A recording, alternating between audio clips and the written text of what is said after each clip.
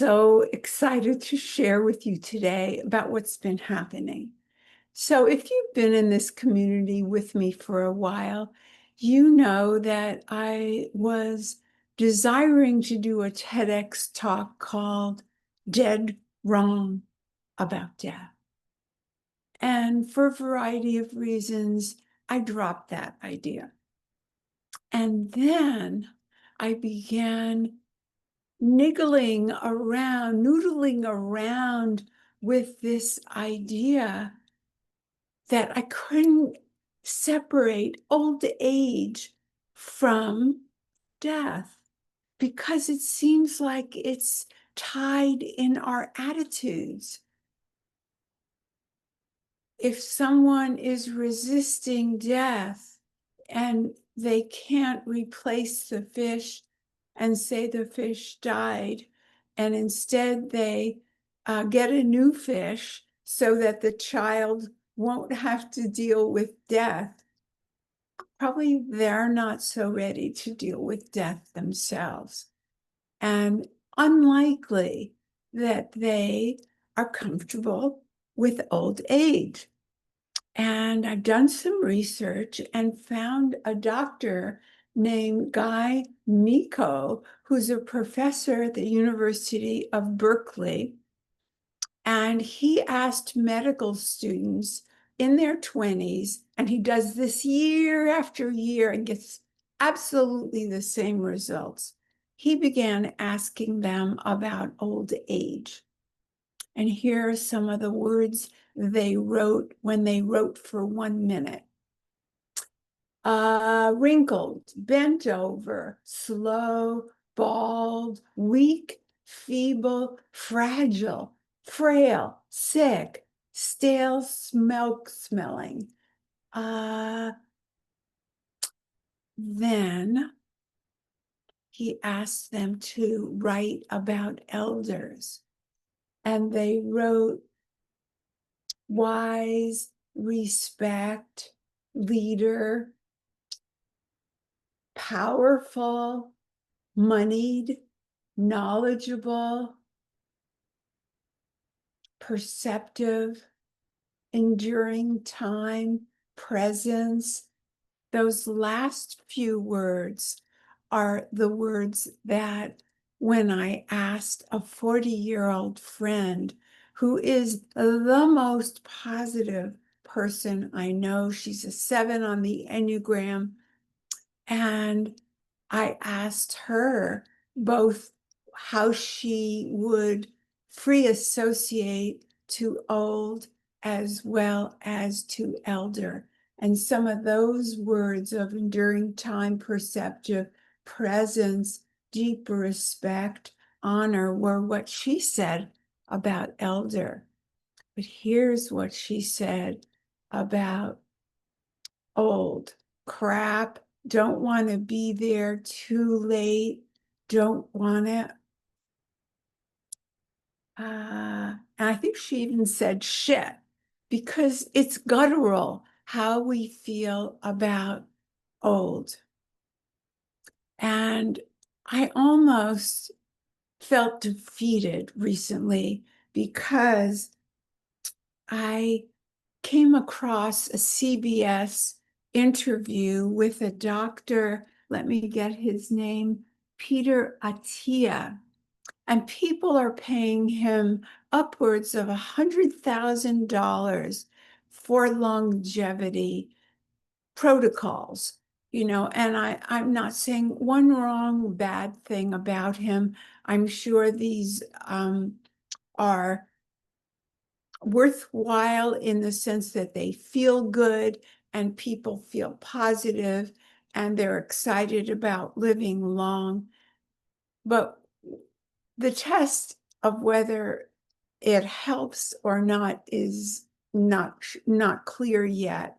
But I was a little daunted that it's such a big job going against the tide. If this is what people believe about old age, and this is what they're doing, if they're not doing it on a small scale with creams that are promising to delay, or what's the word they use for the creams? It'll come to me in a second. It's a great word. Whenever I say it, everybody knows exactly what I mean. It'll come to me in a minute. Oh, it's bothering me. But anyway, there's nothing wrong or right about the creams or the injections or the facelifts or the longevity programs, but they don't help us face what we believe about old age and death. And it's the beliefs that are hurting us. If even our 20-somethings are filling their faces so they won't have the dreaded look, and it's much more than the look. What is involved with this bad feeling about old age doesn't need to be. Who here would like to hold on to your power, to your worth, to expansiveness as you grow older, even if you look wrinkled, even if you get smaller? Do you want to be called cute if you've always been strong, powerful, beautiful? Who's cute? Children are cute. And so I was so excited to see the Amazon commercial that I'm including here, showing wrinkled old people joyful, having a wonderful time sledding to a beautiful Beatles song in my life. And I was excited because this is part of a movement that is beyond anything I've thought of. It's beyond what you and I can do, but you and I can join it. There is a movement to change the tipping point for how we're treated and thought about.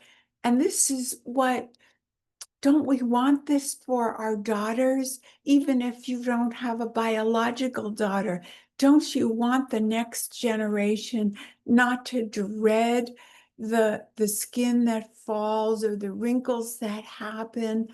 But it's not that you want them to believe that they're beautiful. That would be great if they did.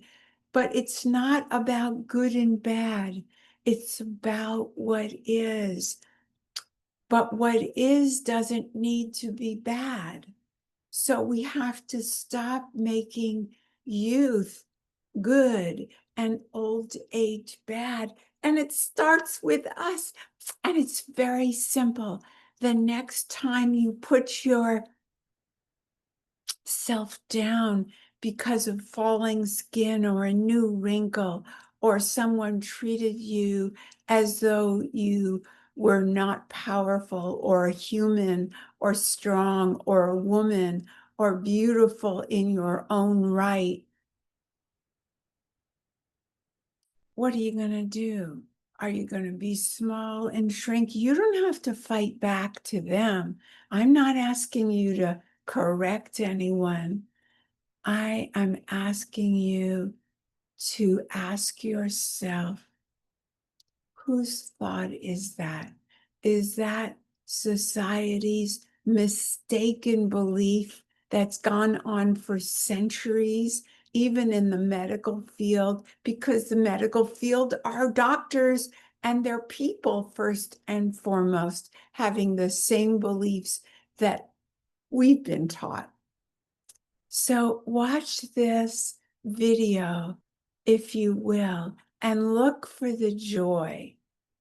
And isn't it possible that we can feel excited about our lives, continue to expand our hearts, our minds, our souls, and live meaningful lives that we share and connect with others. We don't have to disqualify ourselves. That's the important point. Are you disqualifying yourself? The change needs to happen from us, for everyone. But if we're not willing to stop in our tracks when we have one of those negative thoughts, it's not going to come from society toward us. We have to be the change agents, one thought at a time.